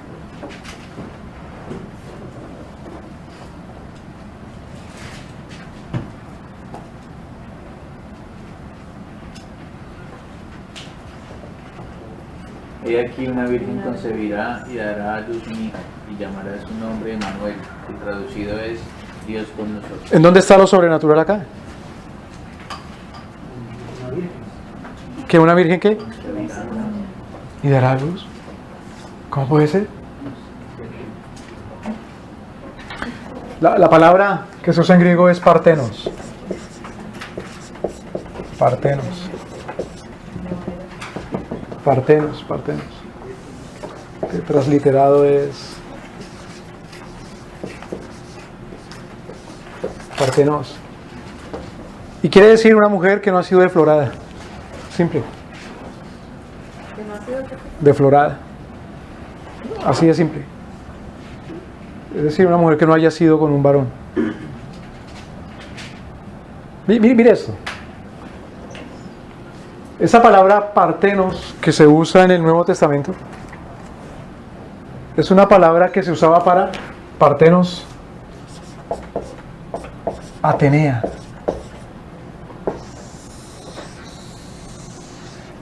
Partenos Atenea. En la civilización griega. Partenos Atenea era la diosa griega Atenea, o sea Minerva, en honor a la cual le dieron el nombre de esa ciudad, la capital de Grecia, Atenas. Según la leyenda, Partenos Atenea, es decir, era Atenea la Partenos, ¿la qué? ¿No? Sí, la mujer que no ha sido deflorada, es decir, Atenea la Virgen.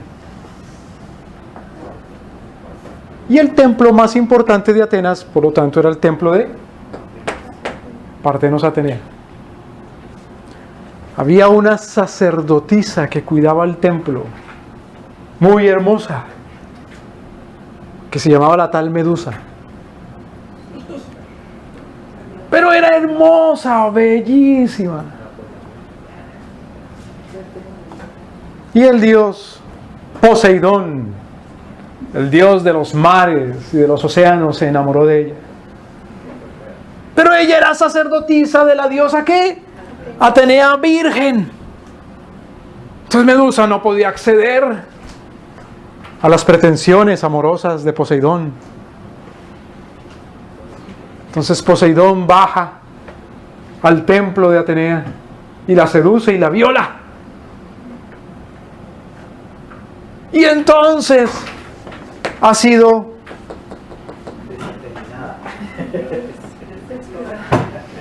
¿y qué ha pasado con el templo? Ha sido violado, ha sido profanado. Es un sacrilegio a la virtud de la veneración de la virginidad de Atenea. ¿Y qué hace Atenea irada? Va y reclama a Poseidón. ¿Sí? ¿Qué hace Atenea? Toma Medusa y le dice, ¿tú eres bella? Pues te convierto en una gorgona. Sí, hermano, qué grosería es eso. Gorgona, unos monstruos mitológicos que en lugar de cabello tenían serpientes venenosas.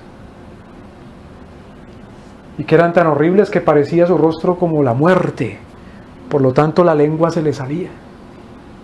Entonces uno ve en la iconografía, en la mitología pagana, por ejemplo en el calendario azteca, una cara con la lengua por fuera, porque eso es representación de la muerte.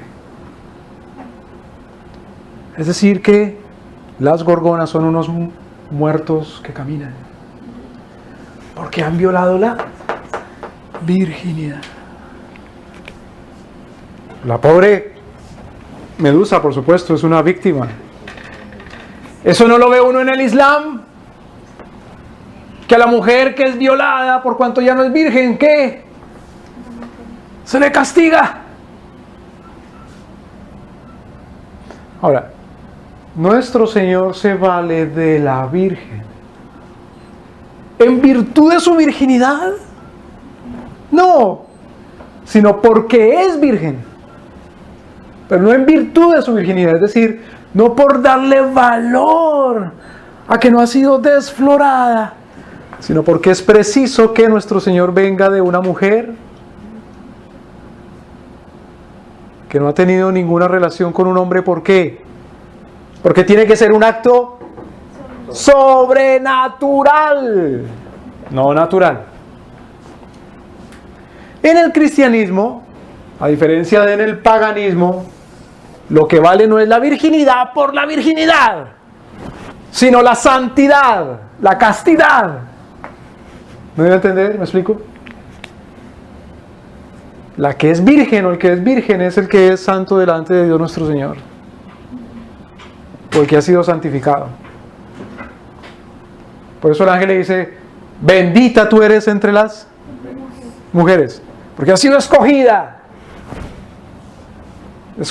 santificada, escogida, separada para que venga a ser la madre o la Theotokos de la persona divina, la portadora de Dios.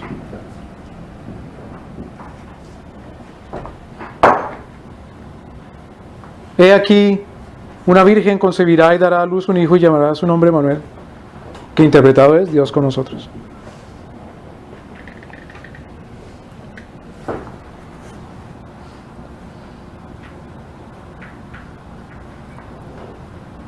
Entonces, la encarnación es parte de la humillación, ahí comienza, pero miremos rápidamente varios aspectos. Luego de ser encarnado, dijimos, nuestro Señor se humilla porque renuncia a prerrogativas o privilegios. Pregunta: ¿la naturaleza divina de Dios sufre? No sufre de manera natural. Se indigna nuestro Señor del pecado, pero no podemos decir que sufre. Pregunta: ¿la persona de nuestro Señor sufrió? ¿La persona de nuestro Señor Jesucristo? Sí, en virtud de su naturaleza humana. Claro. Versículos que vimos la vez pasada. Por ejemplo, Jesús dice que tiene hambre. Mateo capítulo 21, versículo 18. Que Jesús se cansó. Juan capítulo 4, versículo 6. ¿Recuerdan en el camino a Samaria? Que se cansó y le dice a la mujer: dame de beber. Eso hace parte de la humillación de Cristo. Pero otra vez, alguien dirá: no, eso es porque es el cuerpo. Bueno, pero Jesús era plenamente humano. Jesús fue tentado. Jesús se entristeció. Mateo 26, 38, estoy triste hasta la muerte. Pero miramos una humillación muy particular. Vamos a dos pasajes. Primero, con respecto a esto, ¿recuerdan que en Filipenses Pablo decía: haya en vosotros también esta actitud que hubo en Cristo, que fue siervo? ¿Recuerdan? Siervo. Cualquiera diría: claro, el Hijo siempre ha sido siervo del Padre. Bueno, sí, el Hijo en obediencia al Padre viene al mundo. Pero de una manera muy interesante, nuestro Señor viene a ser siervo de otros hombres.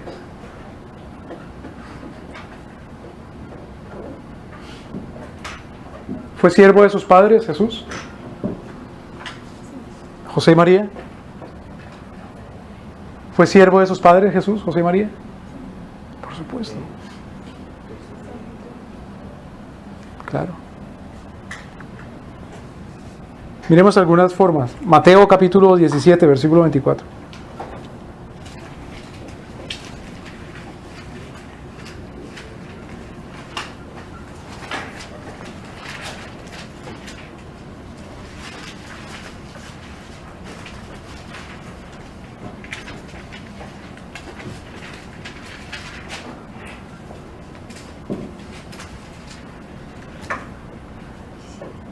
24.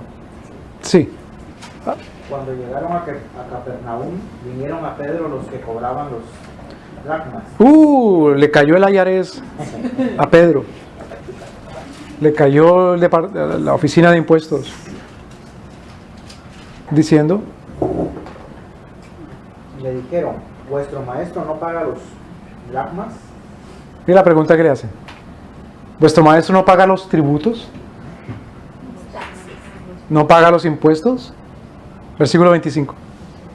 ¿Qué dijo Pedro? Y él dijo, sí, y al entrar en casa Jesús le habló primero diciendo, ¿qué te parece, Simón, los reyes de la tierra, de quienes cobran los tributos o los impuestos, de sus hijos o de los Mire, extraños? qué cosa tan interesante. Los reyes de este mundo, ¿de quién cobran los impuestos? ¿Qué es lo que quiere decir? En español se llama el imperio de la ley. ¿Recuerdan que lo hemos dicho? El imperio de la ley. ¿Cómo se dice en inglés? ¿Cómo se dice en inglés? El imperio de la ley. Todos son iguales ante la ley. No. El examen para inmigración. No le pasa. Bueno, el imperio de la ley, ¿qué quiere decir?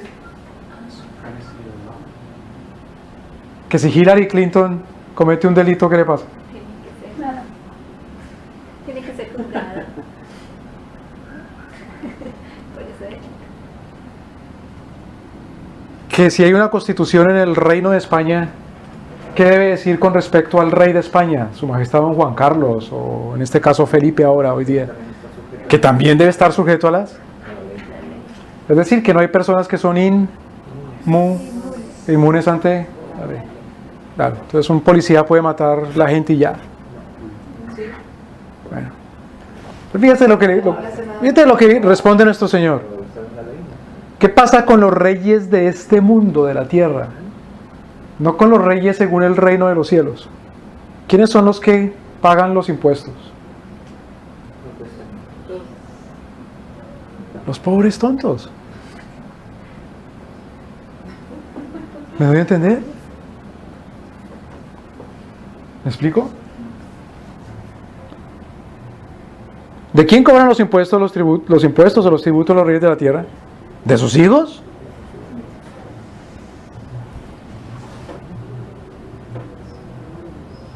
¿Qué le responde Pedro? Pedro le dice, de los extranjeros.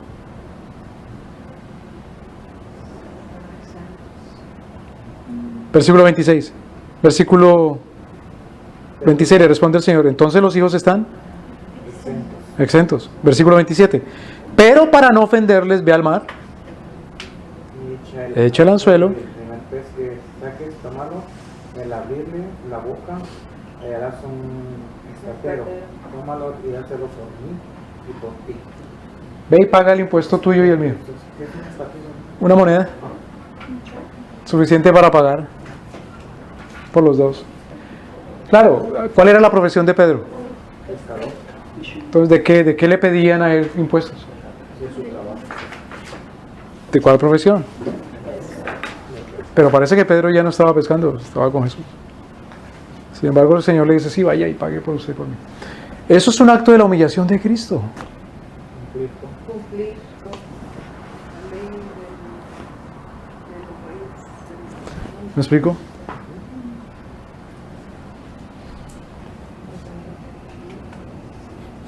No, miremos Lucas capítulo 22.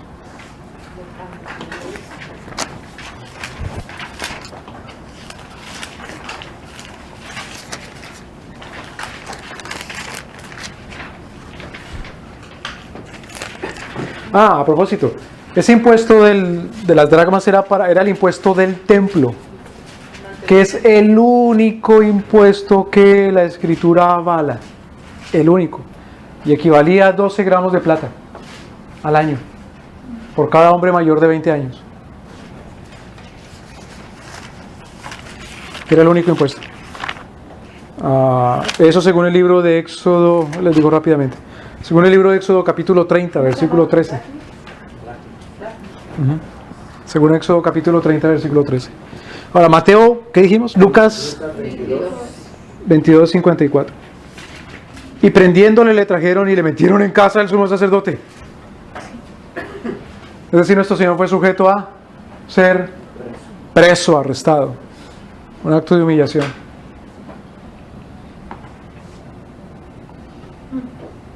Otro acto de humillación. Nuestro Señor se sometió a vivir en un ambiente pecaminoso. ¿Recuerdan lo que enseña la Escritura con respecto a Lot? Que sufría el vivir en la ciudad de Sodoma por el pecado. Uno puede decir, no, yo no soy pecador, entonces yo me resbala el pecado. Eso es ser uno... Si uno dice eso es porque no ha sido todavía santificado. Porque como... Dice, no, como yo soy limpio, a mí me resbala a bañarme en un toilet. Que para eso yo me baño en la ducha. ¿Sí me debe entender? Acordémonos a Mateo capítulo 17, versículo 17. Mateo 17, 17.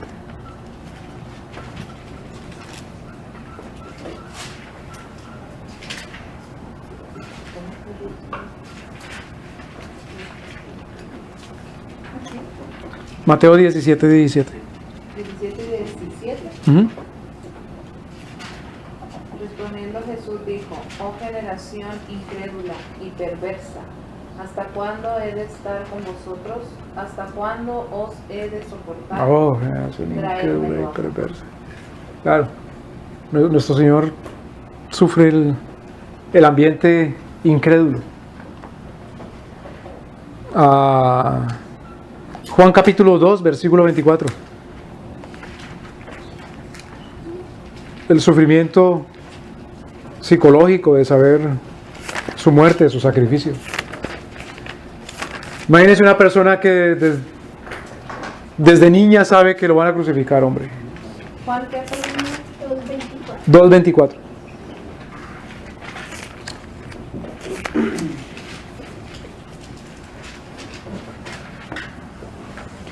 Imagínense un marranito que lo compran para diciembre, en enero, bien chiquitito y gordito y tierno, pero el marranito entiende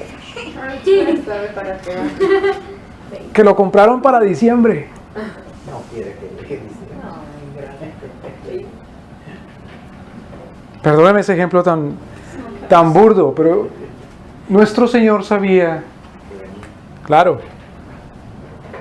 ¿Cómo llama nuestro Señor a ese evento que Él espera?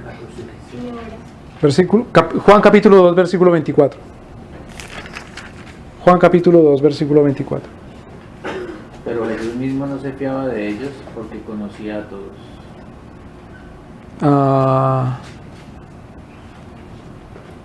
Juan capítulo 2, versículo 4, perdón.